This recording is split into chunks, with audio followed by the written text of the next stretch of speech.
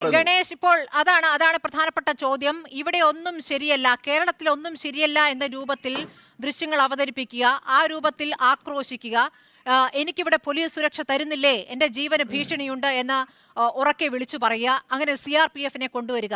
ഈ തന്ത്രമാണോ ഇപ്പോൾ കേന്ദ്രത്തിന് വേണ്ടി ഗവർണർ ഇവിടെ ചെയ്തുകൊണ്ടിരിക്കുന്നത്? ആർക്കൊക്കെയാണ് ഇവിടെ CRPF സുരക്ഷയുള്ളത് എന്ന് മുഖ്യമന്ത്രി ഇന്ന് വിശദീകരിക്കുകയുണ്ടായി. ഇവിടുത്തെ RSS പ്രവർത്തകർ, കൊടുങ്ങല്ലൂരെ സുന്ദരൻ ഗോവിന്ദൻ, ആലുവയിലെ സുജിത്ത്, ആലങ്ങാട്ടെ സുധി, ആലുവയിലെ രാമചന്ദ്രൻ, കൊടുങ്ങല്ലൂരിലെ സജീവൻ, ഇവർക്ക് ശേഷം വരുന്ന RSS പ്രവർത്തകരായിട്ടാണോ, സുരക്ഷ വേണ്ട RSS പ്രവർത്തകനായിട്ടാണോ ഗവർണറെ കാണുന്നതെന്നാണ് ഇന്ന് മുഖ്യമന്ത്രി ചോദിച്ചത്. അല്ല, RSSന് വേണ്ടിയിട്ടാണോ കേന്ദ്ര സർക്കാരിന് വേണ്ടിയിട്ടാണോ എന്നതല്ലല്ലോ ഇവിടുത്തെ പ്രശ്നം. ഇവിടെ ഒരു ഗവർണറെ നിരന്തരമായിട്ട് ഇവിടെ ഭരിച്ചുകൊണ്ടിരിക്കുന്ന സർക്കാരിൽപ്പെട്ട അതിൻ്റെ യുവജന വിദ്യാർത്ഥി സംഘടന നിരന്തരം അദ്ദേഹത്തെ ഉപദ്രവിച്ചു കൊണ്ടിരിക്കുകയാണ്. അത് ഞാൻ പറഞ്ഞില്ല, ഒരു കാര്യവുമില്ലാതെ നിരന്തരമായിട്ട് ഉപദ്രവിച്ചു കൊണ്ടിരിക്കുകയാണ്. അങ്ങനെ ഉപദ്രവിച്ചു കൊണ്ടിരിക്കുന്ന സമയത്ത് അദ്ദേഹത്തിന് ജീവനിൽ ഭയം ഉണ്ടാവും. എന്താ, കേരളം പോലെ സ്ഥലത്ത് അങ്ങനെ സാധിക്കാത്ത സ്ഥലം പറ്റാണോ കേരളം? ഒരു തരി മണ്ണ് വീഴുന്ന സംഭവം കേരളത്തിൽ ഉണ്ടായിട്ടുണ്ടോ? ഇവിടെ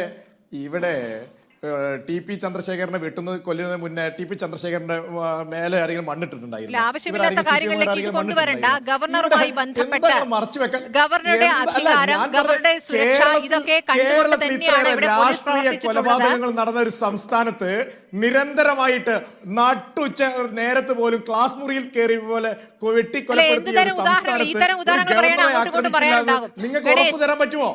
ഈ കേരള പോലീസ് ഇരിക്കുമ്പോ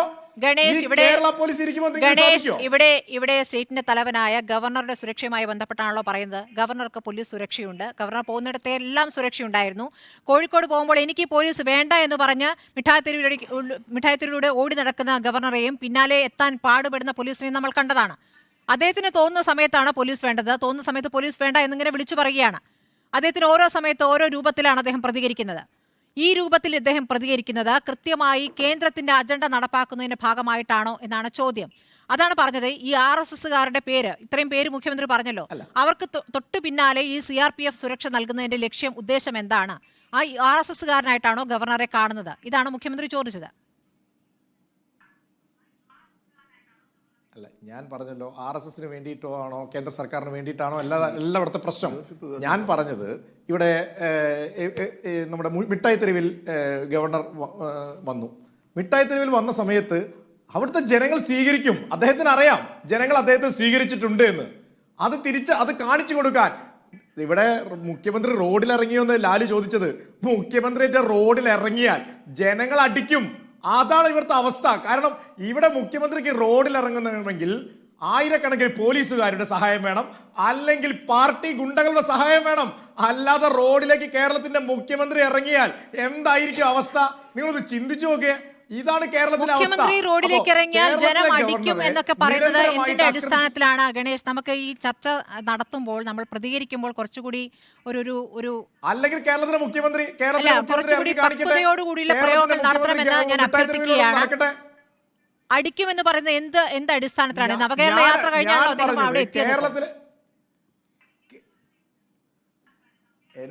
എന്റെ സ്മൃതി, കേരളത്തിൽ നമ്മൾ കണ്ടില്ലേ സമരം ചെയ്യുന്ന ആളുകളെ എങ്ങനെയാണ് നേരിട്ടത് എന്ന്? എങ്ങനെയാ ഇവിടുത്തെ പാർട്ടി ഗുണ്ടകൾ നേരിട്ടത് എന്ന്? തർക്കമില്ലല്ലോ. എങ്ങനെയാ പോലീസ് ചൂണ്ടിക്കാണിച്ചതാണല്ലോ. അങ്ങനെയാണോ? അല്ല, ഞാൻ ചൂണ്ടിക്കാണിച്ചില്ല എന്നല്ല പറഞ്ഞത്. അങ്ങനെയാണോ? ഞാൻ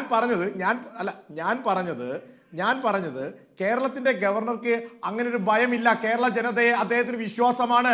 കേരളത്തിലെ ജനങ്ങൾ അദ്ദേഹത്തെ ഇരു കൈയിൽ നീട്ടി സ്വീകരിച്ചിട്ടുണ്ട് എന്ന് മിഠായിത്തെരുവിൽ അദ്ദേഹം കാണിച്ചു കൊടുത്തു. അങ്ങനെ കാണിച്ചു കൊടുക്കാൻ പറ്റുമോ കേരളത്തിന്റെ മുഖ്യമന്ത്രിക്ക് എന്നാ ഞാൻ ചോദിച്ചത്. കേരളത്തിന്റെ മുഖ്യമന്ത്രിക്ക് സാധിക്കില്ല എന്നാ ഞാൻ പറഞ്ഞത്. പാർട്ടി ഗുണ്ടകളുടെ സഹായം വേണം, റോഡിൽ ഇറങ്ങണമെങ്കിൽ പോലീസിന്റെ സഹായം വേണം, ഗൺമാൻമാർ വേണം. അങ്ങനെ ആയിരക്കണക്കിന് ആളുകളുടെ സഹായമില്ലെന്ന് കേരളത്തിന്റെ മുഖ്യമന്ത്രിക്ക് സാധിക്കുകയില്ല എന്നാ ഞാൻ പറഞ്ഞത്. അതാ ഞാൻ പറഞ്ഞത്. മറ്റൊരു കാര്യം, ഈ നേരത്തെ സെനറ്റിലേക്കുള്ള ഇവിടെ ജനം തെരഞ്ഞെടുത്തവരാണല്ലോ ഭരിക്കുന്നത്. ജനം തെരഞ്ഞെടുത്ത് ഭരിക്കുന്നവരാണല്ലോ. അവരെയാണ് ഗവർണറുമായി താരതമ്യം ചെയ്യുന്നത്. അങ്ങനെ ജനം തെരഞ്ഞെടുത്തല്ല ഗവർണറെ. ഗവർണർ മിഠായിത്തെരുവിൽ വരുമ്പോൾ സ്വാഭാവികമായും ജനങ്ങൾ സന്തോഷത്തോടെ കാണും. പ്രത്യേകിച്ച് കോഴിക്കോട് പോലുള്ള സ്ഥലത്ത് മിഠായി നൽകും. ഇതൊക്കെ ഞാൻ എല്ലാ കാലത്തും നടക്കുന്നതാണ്. അത് മുഖ്യമന്ത്രിയായാലും സംഭവിക്കും. പരിഗണനയാണെന്ന് നിങ്ങളുടെ വ്യാഖ്യാനമാണ്. ഞങ്ങളുടെ വ്യാഖ്യാനമല്ല, വിഷ്വലുകളാണ് ഞങ്ങളോട് സംസാരിക്കുന്നത്. വിഷ്വലുകൾ സംസാരിക്കുന്നത് നമ്മൾ കണ്ടതല്ലേ. ചോദിച്ചു നോക്കൊണ്ട് എങ്ങനെ ആർപ്പ് വിളിച്ചതെന്ന്. മറിച്ചുള്ള വിഷ്വൽ താങ്കൾ എന്താണ് കണ്ടത്? കേരളത്തിന്റെ മുഖ്യമന്ത്രി ഒന്ന് തെരുവിലേക്ക് ഇറങ്ങട്ടെ. വിഷ്വൽ കാണാം നമുക്ക്.